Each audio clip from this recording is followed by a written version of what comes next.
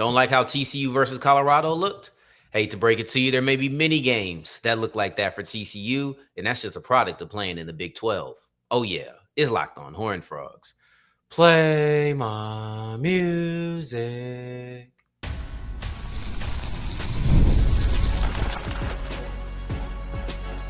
You are Locked On Horned Frogs, your daily podcast on the TCU Horned Frogs. Part of the Locked On Podcast Network, your team every day. What's going on, family? Welcome back to another episode of Locked On Horned Frogs podcast, your number one daily one-stop shop for everything TCU athletics, Monday through Friday. Part of the Locked On Horned Frogs podcast, Locked On Podcast Network, your team every day. And I, of course, am Darrion Gray, a.k.a. the Mouth of the South, 817 Rays. And today's episode is brought to you by Game Time. Download the Game Time app, create an account, and use the code LOCKEDONCollege for $20 off your first purchase. We're going to close out today's episode by taking a look at the interesting usage of TCU's running backs as far as snaps, carries, and timing goes. Segment 2, we're going to take a look at the defining trait of the TCU defense, and they have become a timely defense. But let's kick this whole thing off. Let's welcome you to the episode of Locked On Horned Frogs by talking about how these last two games for TCU have been a welcome to the Big 12. If you didn't like how TCU versus Colorado looked, I'm sorry. That's not going to be the last time that a game looks like that. And it doesn't mean that TCU's offense is always going to perform poorly. It means that in the Big 12, a conference that a lot of people are saying is one of the most competitive conferences in the country this year, you're going to see a lot of games like that where they come down to the wire. A lot of games where maybe sometimes your offense doesn't have it. Maybe sometimes your defense doesn't have it. I think you're going to see both over the course of the season for TCU. Big 12 football is going to be very close on a consistent basis, and games like that versus Colorado are things that you should expect. I had one thing that stuck with me from Coach Dykes' press conference, and it was him basically comparing the games between Colorado and Arizona State. And these two games were very similar for TCU when you really think about it, with one drastic difference, and that's that they stepped up versus Colorado. They did not make the plays against Arizona State. It was not their stars who showed up. Instead, it was Sam Leavitt. Instead, it was Jordan Tyson. Instead, it was Josh Hoover dropping the ball while getting sacked. It was Josh Hoover throwing an interception. So instead of having those negative offensive plays happen, you score a touchdown. You drop a one right in the bucket to Eric McAllister to completely ice the game. So you're looking at a change of fate. You're looking at a situation that is a close matchup. It's very similar in a lot of aspects, but in the most important aspects, it was different. And I don't just mean that TCU came away with the victory. I mean the aspects that led to the victory, such as star players stepping up, as I mentioned, such as protecting the football, such as making plays on defense that could stall out an offense, right? Like, these are opportunities. When you had TCU versus Arizona State, I talked about this was an opportunity to really define things for Josh Hoover. I wouldn't say that that moment was ever there for Colorado, because I just don't think we view Colorado in that way or in that light. But there was a lot of moments where you had to step up to the plate, and it was all on Hoover, and he delivered. That's one thing that I think, one of two things I felt like I undersold on yesterday's episode. One of which was the idea of who Colorado is. I think Colorado is an average team that is actually a below average team because they don't handle themselves well situationally. They're an average talented team. I really do think that they have the ability to compete with a lot of teams, but I do not believe that they have the ability to beat a lot of teams. They're a team that's going to be a tough out, but I think they're going to get out. That's how I view Colorado. And then for TCU, one thing that I feel like I undersold is the idea of Josh Hoover and Eric McAllister's connection late in the game. Josh Hoover's ability to lead a drive or a touchdown twice in the fourth quarter. They scored 21 points, but I'm talking about the later drives in the fourth quarter specifically. Like, I think I kind of undersold that because there were things to be upset about. There were things that needed to be fixed. I thought I touched on it briefly, but not enough, because having players like Hoover, like McAllister, that when the game is on the line, you trust. That is a sentiment that not every team has. That is a sentiment that honestly TCU fans need to make sure that they cherish, because who knows when that's going to be the case or how long that's going to be the case moving past this year. I think you got it for this year, of course, but anything can happen. Those type of connections are rare, and not everybody has it. Not every really good offense has it. But now that we've gotten past some of the things that I feel like I undersold, this is Big 12 football. This is a conference where teams towards the bottom, like Colorado, can be competitive with teams near the top, like TCU. My thing about TCU's offense and the fact that they had their moments does not mean they're a struggling offense. It just means they struggled at time versus Colorado. My thing with TCU, and I think sometimes this is lost. Sometimes I don't think that this is factored in. My thing about judging TCU is I'm not judging them based off, are they a solid team or not? I feel confident that the Frogs are a solid team. I judge them based off where they're trying to go.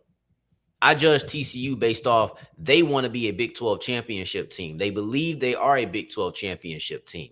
This is what you need out of a Big 12 championship team.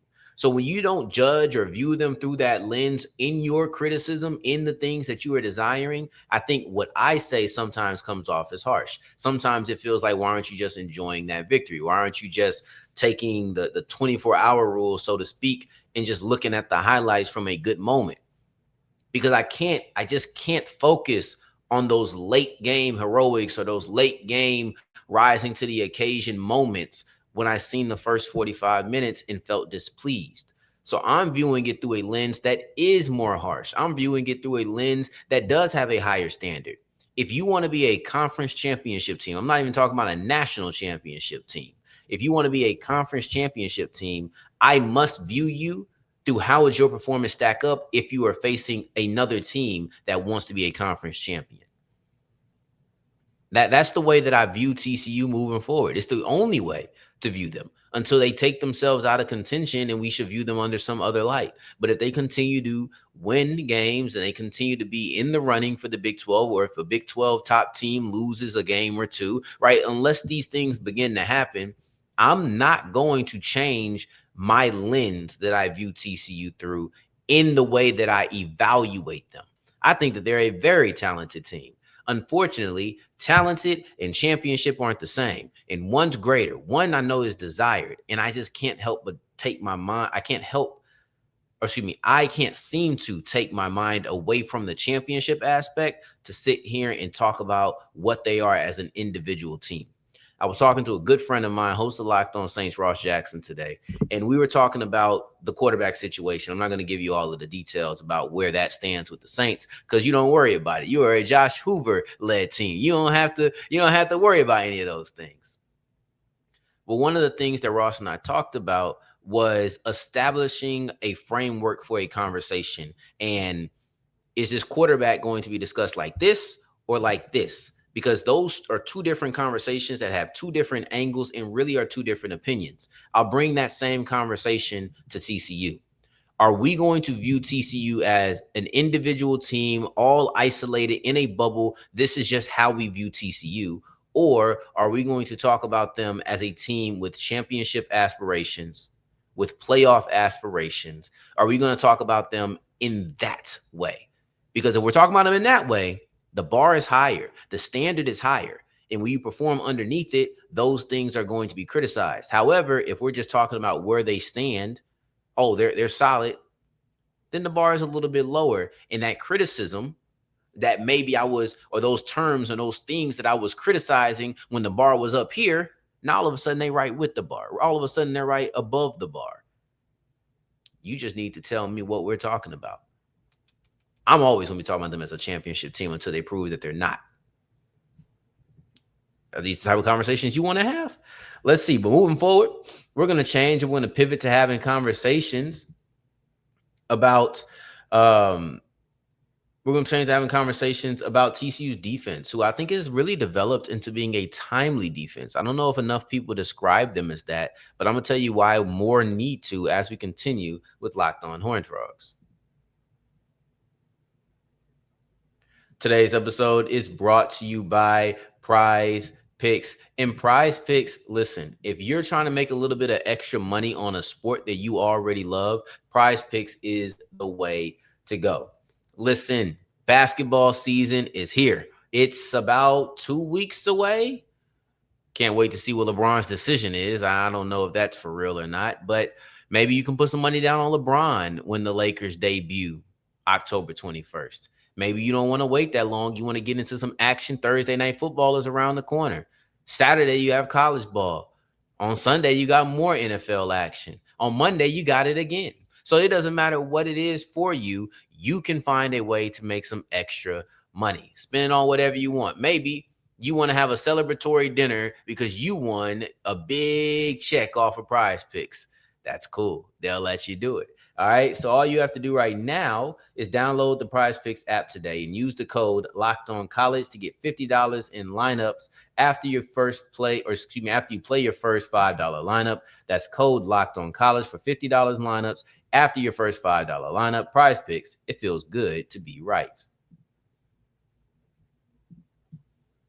As we continue rolling on today's episode of Locked On Horned Frogs, I appreciate you for making this your first listen of the day every day. For your second listen, make sure you're checking out Locked On Big 12 and the Locked On Big 12 Squad Show. So for your second and third listen, and you can catch the Big 12 Squad Show right here on this channel on Thursday.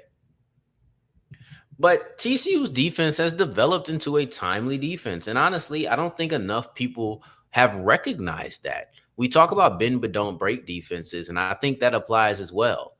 TCU's defense, in the way that I feel like their defining trait has popped up, this isn't just a Colorado thing. It's not just an Arizona State thing. It's not just an SMU thing. As TCU has gone and been in more competitive games, because the first two were blowouts, as they've expressed, or excuse me, as they've gone and went into more competitive matchups, you've seen the same thing from the defense pretty much every time. And that's a defense that's going to make plays. That's a defense that when the time calls for it, most times they're going to deliver.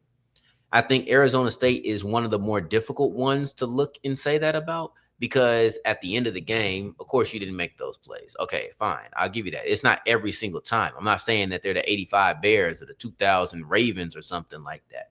But what I am telling you is TCU's defense over the last 3 games has made timely plays in every single one of those games.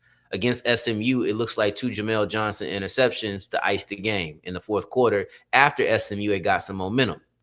Versus Colorado, it looks like 4 turnovers on the day. It looks like both of your safeties getting after the ball. Bud Clark getting an interception. Jamel Johnson getting an interception. Jamel Johnson forcing an interception. Versus Arizona State, it looks like sacks against Sam Levitt that push you into a further back field goal that you don't get. It looks like being able to force a turnover on downs while they're in scoring position. These are the ways that I view it. I understand it wasn't perfect, and you could look at a Jordan Tyson touchdown in the fourth quarter to completely dismiss what I'm saying.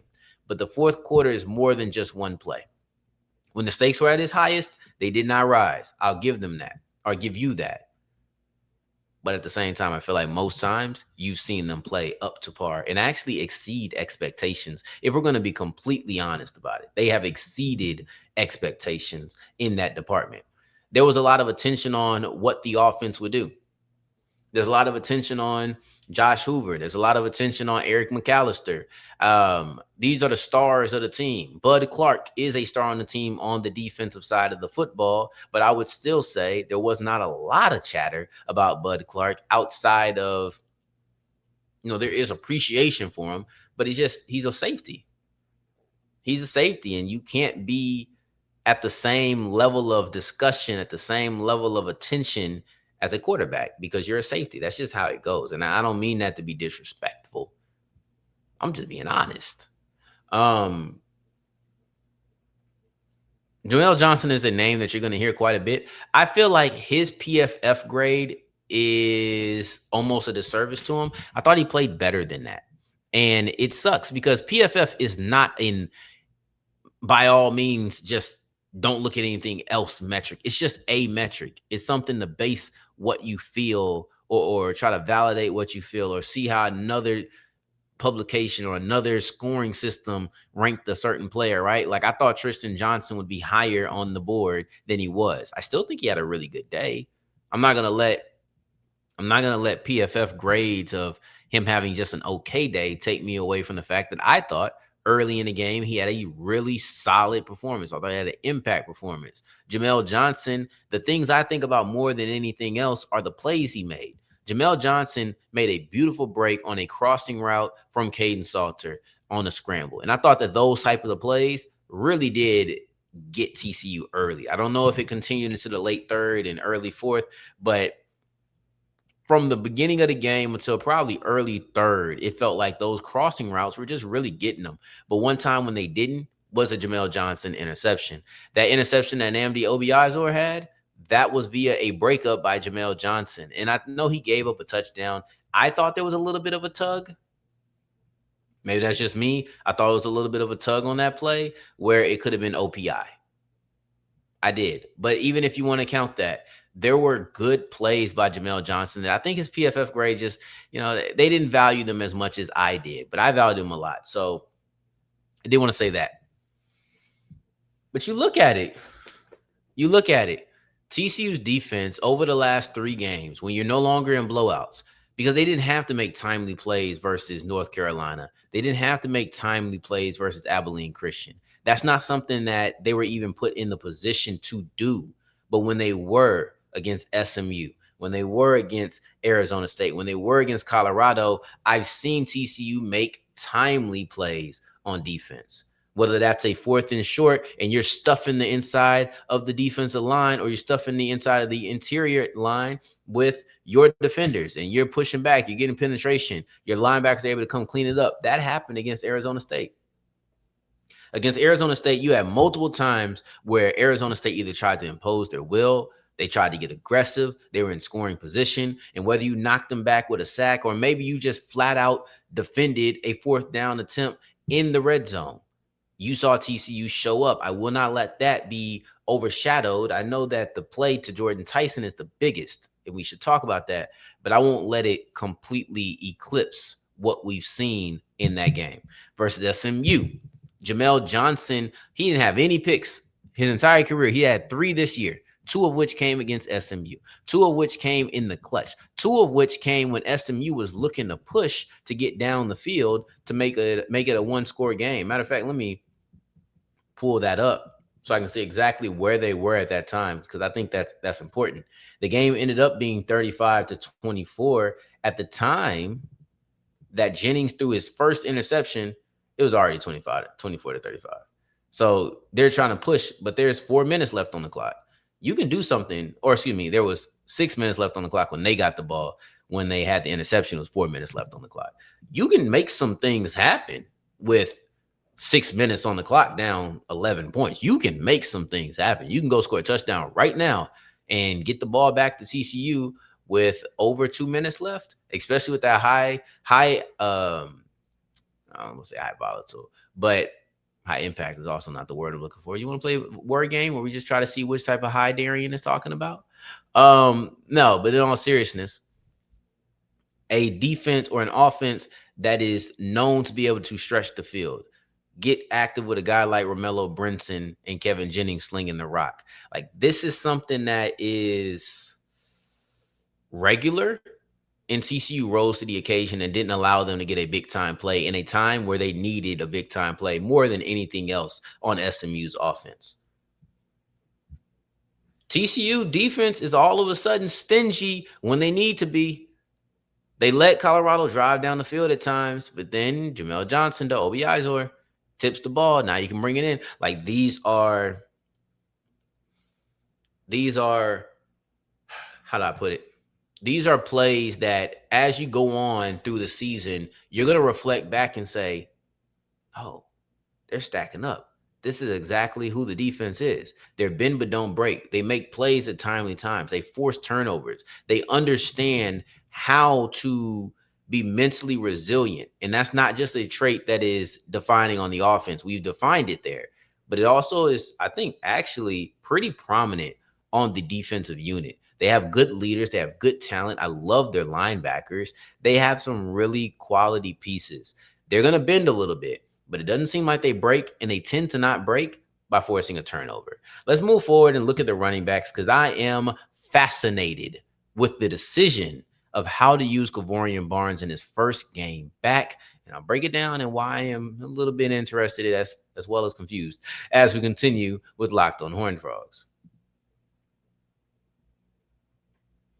Today's episode is brought to you by Game Time, and Game Time is the only place that you'll catch me ever, and I mean ever, going to find my tickets for any sort of event. See, a lot of times we talk about Game Time as if it's only for sporting events. That's not true.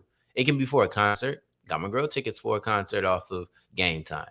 It could be for a monster truck jam. It could be for a ballet. It could be for a theater play. Maybe you're trying to go to Fair Park. I know that they had the Wiz out there not too long ago. If you need tickets to the event, Game Time is there. I don't care if you need to go to a college football game, a pro basketball game. I don't care if you want to go to somewhere with the arts. You need a ticket.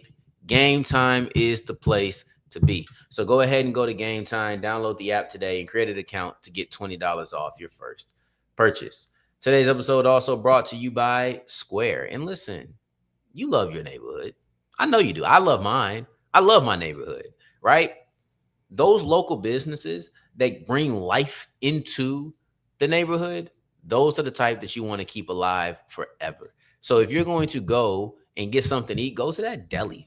Go to that deli that makes the best club that you ever had, right? Like they're always consistent. They put the right amount of all of your ingredients, whether you're a tomato guy, a lettuce guy, a ham to make a turkey guy. It doesn't matter. Whatever your bag is as far as customizing your sandwich, go ahead and go to the deli. That is your neighborhood go-to spot. Square is a proud partner of more than 4 million neighborhood businesses around the world. You can go to square.com/lockedoncollege, or excuse me, square.com/go/lockedoncollege to learn more. But before you go support your favorite neighborhood spot. You'll be happy you did. Square, see you in the neighborhood. As we're closing out today's episode of Locked on Horned Frogs, I appreciate you for making this your first listen of the day every day, making it all the way to segment 3. And I thank you 2 times for that. Thank you. Thank you. I thought TCU's deployment of their running backs was noticeable. I thought that the way they deployed their running backs was interesting and confusing. I have been more confused in the last couple of days and more conflicted, I should say, in the last couple of days than I feel like I've been since starting this show. I wasn't sure how to feel about TCU's offense in the way that they played. We're going to have a guest tomorrow. One of the things we're going to talk about is if the struggles or the inconsistencies are being overblown. Obviously, I think we know what side I stand on. We'll see where the guest feels. Former TCU alum Sarah Smith now works in Temple, I believe.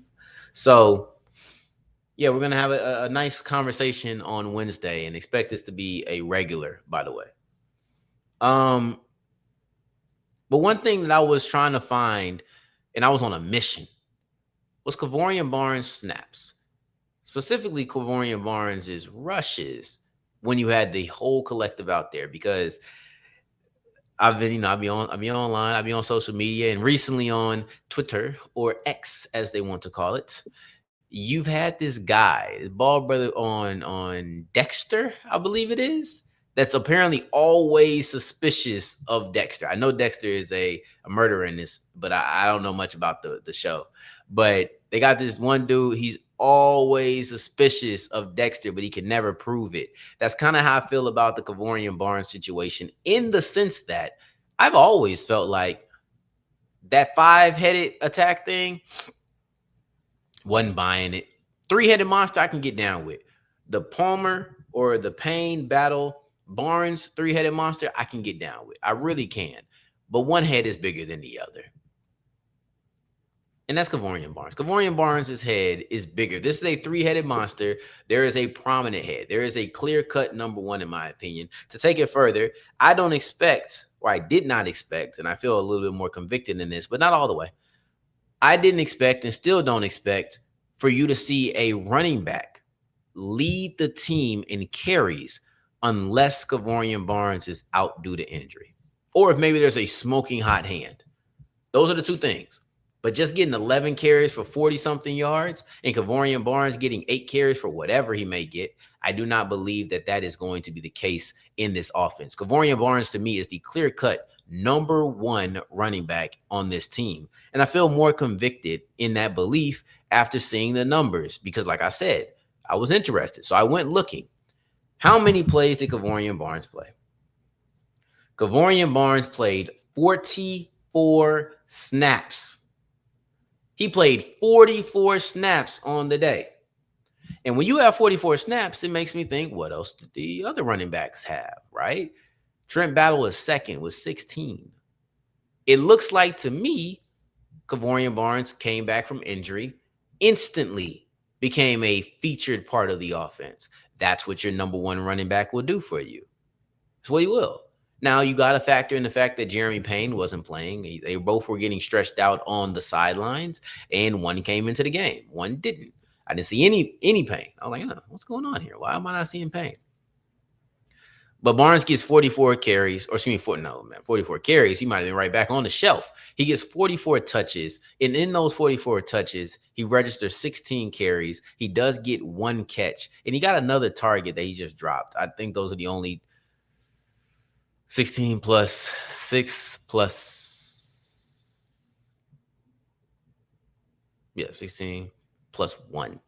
I don't know where I got the other one from. But what's interesting to me is that you didn't see Barnes for the entire first quarter. He didn't have his first carry until 25 plays into the game almost. He didn't have his first carry until halfway or 2/3 through the way of the second quarter. The fact that you didn't have a lot of opportunities in that first quarter and you still ended up being the leading rusher, still ended up being the bell cow, tells me exactly what they think. I thought it was going to end up being just a pitch count for him.